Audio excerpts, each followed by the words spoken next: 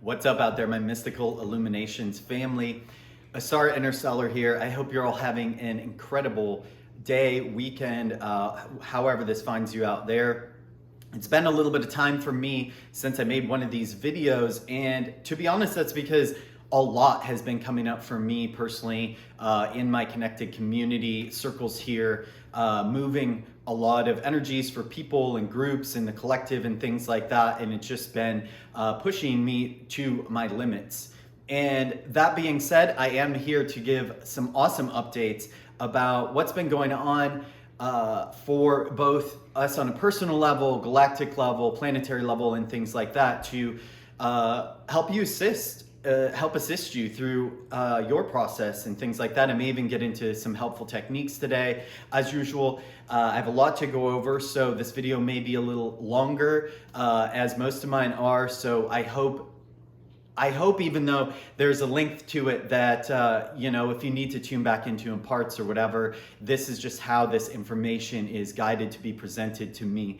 So I'm just gonna go with it. We've had this Mars-Pluto opposition that's finally coming to an end. And of course, we're in this major, massive eclipse portal that's going on. We're still building to that culmination. And so there's been a lot coming up with family unit, right? There's been psychic attacks, both personal and planetary, on the family unit. Of course, Cancer, where Mars is, represents the mother, that lunar consciousness. Saturn governs Capricorn, where Pluto is, which is one of our father figures. And so this has literally been a power struggle and war that's been going on in our inner landscape, and on the external it's been manifesting as well. But what I want to say about this is it's really important to understand that the way to handle these things is by transforming the energy internally, right? It's not by projecting this stuff outward to people around us and things like that. Although if you're doing that, that's okay, but just understand the way to actually play the part in bringing in this new Christ consciousness, the 5D and higher realms and Earth, is by doing this work on the inner landscape, which is what we're going to talk about today. We're going to show how this comes from the cosmic level all the way down in this personal level. So if you really want to be transforming a lot of this stuff and shifting your timelines, you want to take these things up on a personal level in the internal landscape. Of course, the external environment, people around you, people close to you, what's going on in the world can trigger these things. But the way to handle that is by doing the inner work, really doing that inner work that's being asked right now. And in particular, these astrologies that are coming up, these shifts that have been going on, are a lot about what we grew up in terms of our family unit, right? So these different things, these dynamics between our father and mother and our childhood, how those things come up. And with respect to that, this may seem personal, but this is stuff that's been handed down from the cosmic level, which I talk about a lot in my different, in the videos that I've been doing. So you can go back and catch up if you haven't been tuning into those. But really what a lot of this is about is it starts with this cosmic drama, the Anunnaki reptilian saga, which involves a lot of other races and things like that. I've touched on it in a number of videos. But in particular, there's been a lot transforming around what I like to refer to as the black snake and the narc web, the narcissism web, or the narcissism empath web and dynamic. And how this will come in is, for those of us in particular that are starseeds, empaths, sensitives, there is a dynamic that often comes in when we're children, where if we are around people who have addictions, let's just use addictions, that is where Uranus is at right now in the skies. It governs addictions and how those play a part. So, and that's squaring Saturn, which of course is this in the cosmic sign of Aquarius.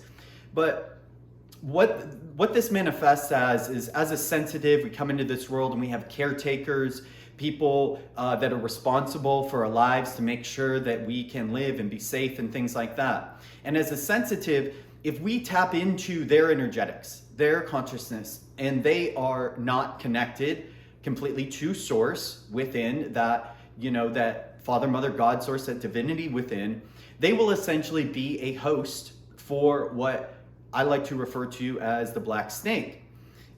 This can also be other entities as well, a lot of different entities, because if we don't have that sovereign connection to divinity, then we are a vessel for other things. And so as sensitives, what will happen is we'll tap into their consciousness, into their field, to become aware of what they are hosting, right? And that could just come up as, are they going to be angry today? Are they going to praise us, love us, support us, help us to meet our needs? Or are they not going to, right? And so what will happen is we'll develop more and more sensitivity to be able to navigate those different sorts of things, right? We'll essentially, this manifests as developing a openness, a void type of space in our solar plexus, in our heart space, in our bodies, to be able to tap into what's going on with them. And then what will happen is we'll move on later in our lives out of those scenarios, even into quote unquote adulthood. And this can create a feeling of course, emptiness, and the need to then ourselves, because this is kind of like a transferable virus, basically, because it did start as a virus on the galactic level. But we'll tap into then we'll kind of adopt that and feel the need to fulfill those things with drugs, sex, addictions, gods, governments, other external things. And this will continue until we are reconnected, retemplated to have our own, to clear that consciousness, to clear those entities and those things from our system, and retemplate back to tap into our sovereign divinity within, which is the only thing that can actually fulfill all those things that are seeked externally. That internal unconditional love from source, from the sovereignty and divinity within. And so this can manifest in a myriad of different ways, right? And how does this connect to what's been going on cosmically and planetarily? Well, essentially this type of situation, a lot of it goes back to a destruction that happened on Sirius B. As you all know, Sirius B is no longer there. And this was a manifestation of a cosmic war, cosmic drama that was going on, right? There was the reptilian consciousness that was disconnected through cloning, genetic degradation, and things like that. And then Sirius B was destroyed, and that energy, that consciousness, needed a home. So there was essentially a star seed planted in this earth to be hosted by the earth. And these different destructions and things like that, what they also did is they shifted the timeline of the earth. The earth was once Tara, this higher dimensional, more expanded consciousness. And then the shifts in the cosmos, because it was so massive, there was destruction. And then this energy, the starseed, needed to be re-nurtured and regrown into a new consciousness. To be healed. This destruction that happened on a galactic level needed to be healed. And so Earth, as we know it, essentially was the host for that consciousness. The Earth, as we know it, became the mother, right? And at this time, this is when the current dynamic of our moon, our current moon, came in, right? This is also connected to the Tower of Babel and Atlantis and Lemuria falling, the destruction that happened there. Because as this flood of energy and consciousness moved throughout the cosmos, right, what this created was a rift, right? It's created a split in consciousness where the mind that was developing here on the planet, the consciousness that is connected to the entire cosmos and that awareness, it split, it became disconnected, right? And this is also connected to disconnection between divine union, couples, and things like that happened in Atlantis and Lemuria in different times. And so this destruction all happened. This destruction happened, and the earth was lowered into its vibration, and what we know as sin came in, right? Sin is the original name of the moon. And so this trapped and locked consciousness into a alchemical process. And this is where the trauma of Saturn came in, the Saturn cubic 3D control matrix, which is breaking down right now as Uranus squares that and ascends that consciousness. How has this been manifesting, and what does this relate to your own personal life? Well, the original name, or the original wife of Adam, as it's told in the story of the Bible, was Lilith, right? And of course, this goes back to the Sumerian drama and consciousness of Erishkigal, right? Erishkigal is the original Sumerian name for Lilith. And so Adam had his original wife, which was actually a representation of our solar system, okay? So the Garden of Eden, as you would like to term it, has to do with our solar system as a whole, right? So that was the garden, was the solar system. And the original wife of Adam, which was the consciousness and race on this earth, was a different moon, okay? It was a different moon, and there was a different energetic. When Tara was here, it ruled things and moved energies in a different way.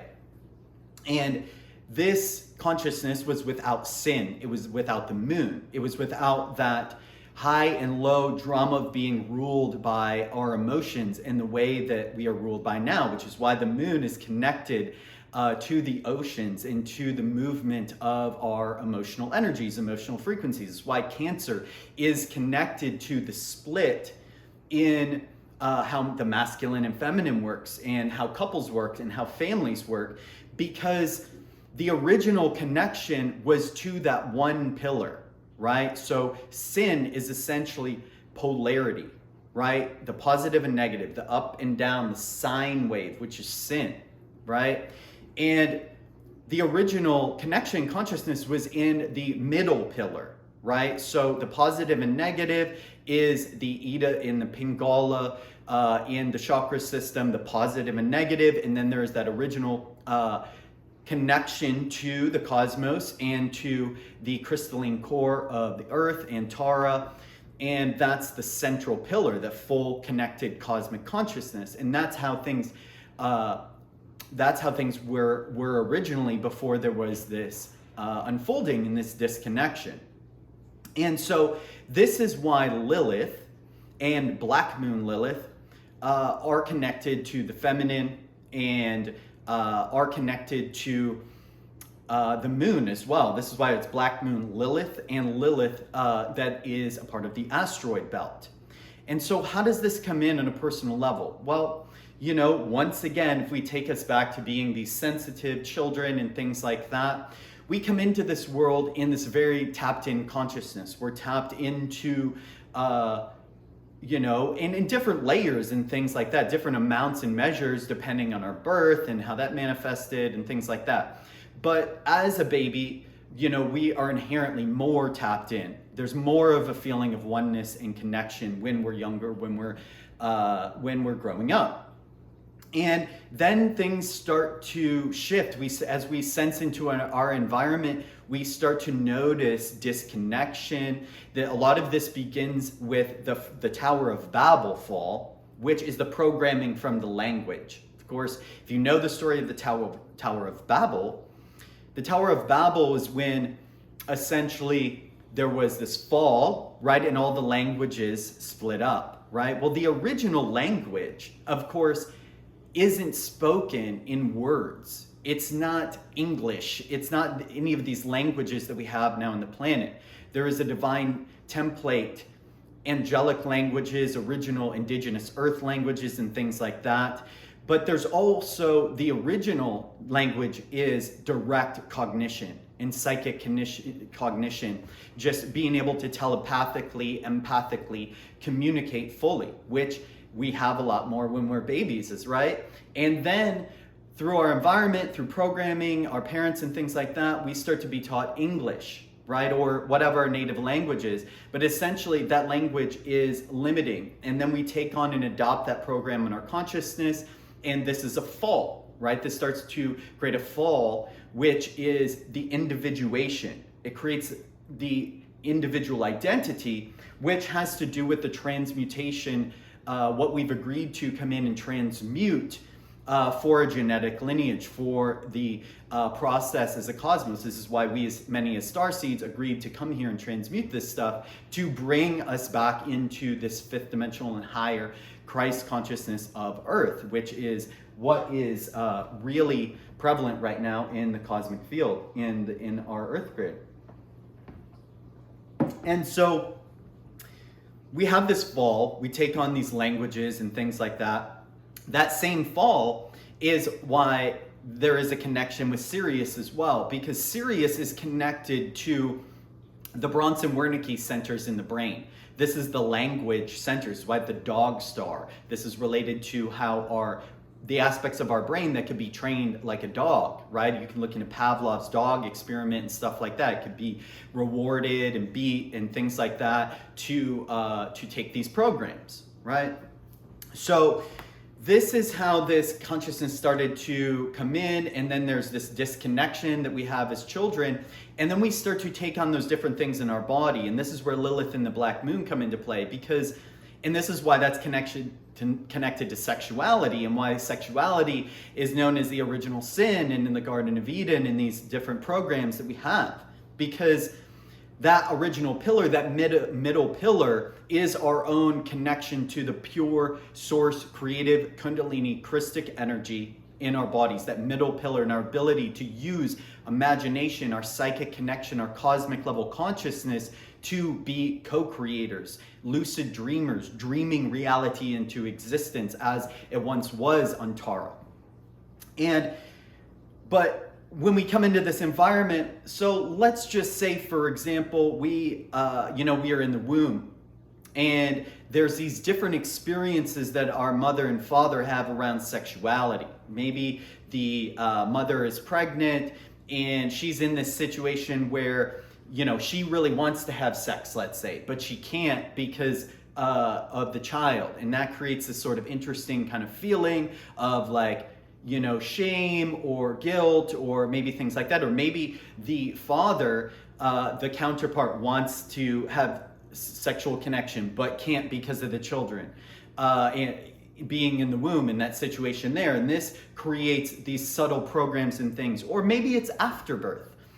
And after birth, maybe there's a situation where the child's like sleeping between the mother and father, the child's crying, stuff gets interrupted, or maybe there's a program that the mother has a wounding around sexuality, then quote unquote need to perform that sexual service, or maybe there's a wound that the man has, uncomfortability around asking for that connection. Whatever it is, there's a million different things that can come in.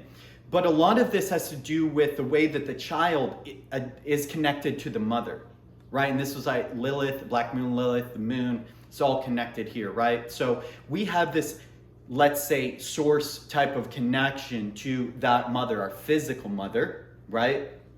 And this is also connected to our body consciousness and the earth consciousness, our ability to tap into the connection to the earth, and through our father, the higher mind, and the cosmos, and things like that, right? So let's say that we have this deep, utter connection with our mother, and then as a baby, she's doing certain things sexually, right? Like we can sense and cyclically feel in the other room that, let's say, she's being penetrated by our father, right? Which of course is a natural thing in most settings, and that's great. I'm not saying anything wrong with that. It's a beautiful thing. But maybe that subconsciously comes through as a feeling of like, who is this? What is this penetration into my connection with my mother or my father or whatever it is? And then sensing into all of those different dynamics, and that coming through as locking as different traumas and uncomfortabilities in the body, thus disconnecting us from the deepest spaces within our body, the cellular water consciousness, which, by the way, I have recently channeled to do this water reprogramming. You can check out the link below. It's specifically made for things around this, and more will be coming soon. And I just want to say right now, go ahead and if you like this, smash up the like button, share with your friends and family. This information really wants to get out there, and I really appreciate your guys' shares, your comments, your likes, and all of that stuff. I really appreciate you guys and love sharing this information. I want it to keep going and keep getting out there. So that being said, we have these disconnections that happen with the emotional stuff, Black Moon Lilith into the moon, pulling us into that sin. And then we have Lilith, right? Lilith is out in the asteroid belt, right? Lilith being out in the asteroid belt, that asteroid belt is between Mars, of course, and Saturn, or Mars and Jupiter. And so that is where we go from personal to collective, right? That's that transition there. That's really the asteroid belt, and that has to do with our own personal auric field, these levels and layers in our body, and things like that. And so this is this relation to disconnecting from the garden and creating that separate consciousness, more personal consciousness, and starting to disconnect from those auric layers, that cosmic consciousness, that collective consciousness, right? And that's why the asteroid is also, the stories about the asteroids coming in when there was that fall, right? Is that they've broken up matter of that different moon that we used to have. And this also has connections to Chiron as well, because as you know, Chiron is the key, right? It's the shape of the key. It is between Saturn and Uranus. And this comes into play because we have this asteroid belt, right? Which is connected to the personal movement into the collective. And then we have Chiron, this asteroid in between the 3D matrix, which is Saturn, right? The 3D collective matrix of linear time. And then that moves us into Uranus, which is the cosmic father, the original cosmic father in cosmic time, and being able to navigate quantumly and multidimensionally, which is what is coming in more and more right now as we have these Saturn and Uranus squares. And so Chiron is really that manifestation of where we in ourselves have that poison, so to speak, that is more related to the stuff that comes in through our father in sexuality and things that manifest there and wounds that he may have had, and how that consciousness coming into that mix of disconnection can move us out of this higher cosmic mind, right? And this all sort of comes in and solidifies. And Chiron is also connected to the 13th sign, which is Ophiuchus. So this is connected to how we tap into that Kundalini and the ability to transform those wounds that we have within, and our masculine ability to tap into that aspect of ourselves and merge it with the divine feminine consciousness as well. So what can we do here in these situations? Well, for starters, you can take yourself back to those experiences that you had in your childhood, right? You can go back to those experiences, look at the things with the father and mother that you experienced, send those things light, send those things healing, bring consciousness into those spaces, bring light and awareness into those spaces, connect into those different dynamics. Look at how those different dynamics may be coming up as mirrors in your personal reality, in your life. Look at how those different types of situations may be continuing to play out through friends, through family, through lovers, and things like that, especially when it comes to sex, right? Especially when it comes to sex and different things, how that comes in, the wounds that come through there, and how that may be related to your father and mother. The next thing that is really important in this transit and the shifts that we've been going through is language, right? So going back to that Syrian, the fall of Babel, Tower of Babel, and things like that. So in this, we have these divine, high, angelic, cosmic languages, and then we have these more earth languages as well, the different indigenous earth languages here.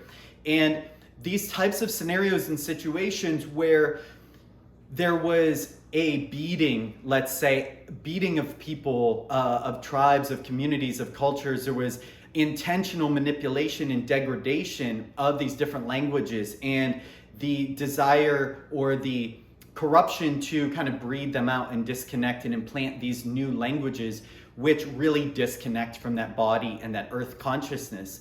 And this is also connected to the womb and sexuality, right? Because the body speaks psychically in its own language, which is the direct connection to the mother, to the earth, to the feminine.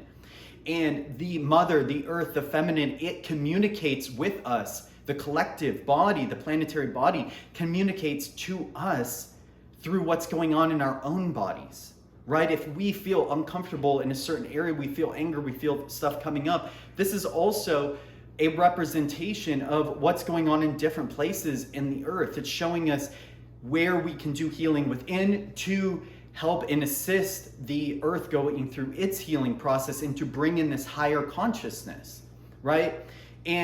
But this can't really be done simply by going in these mental loops and this language that keeping us spiraling and spinning in our mind, because that will continue to keep us on these loops disconnected from our body, from that earth consciousness, from that original intuitive language, right? And as we connect more into that intuitive language within our body, then we also have the ability to receive these collective cosmic angelic languages from the higher mind as well, really creating that full circuit within the body. And so yeah, this has been a lot of what's been coming in lately, and I know this is definitely a longer one. I hope you've really appreciated this. Definitely going to do my best to share more and more as it comes up and get into a little bit more flow as we move through this very wild and interesting portal, eclipse, and Mercury retrograde. Once again, if you also want a one-on-one session to help reorganize your templates, move through some of these experiences in childhood, and reorganize this template to reconnect to that inner divinity, go ahead, book a consultation, check out those recordings that I have as well. Those are very helpful for this time. Much love to you all. Very much appreciation, gratitude, Star Interstellar.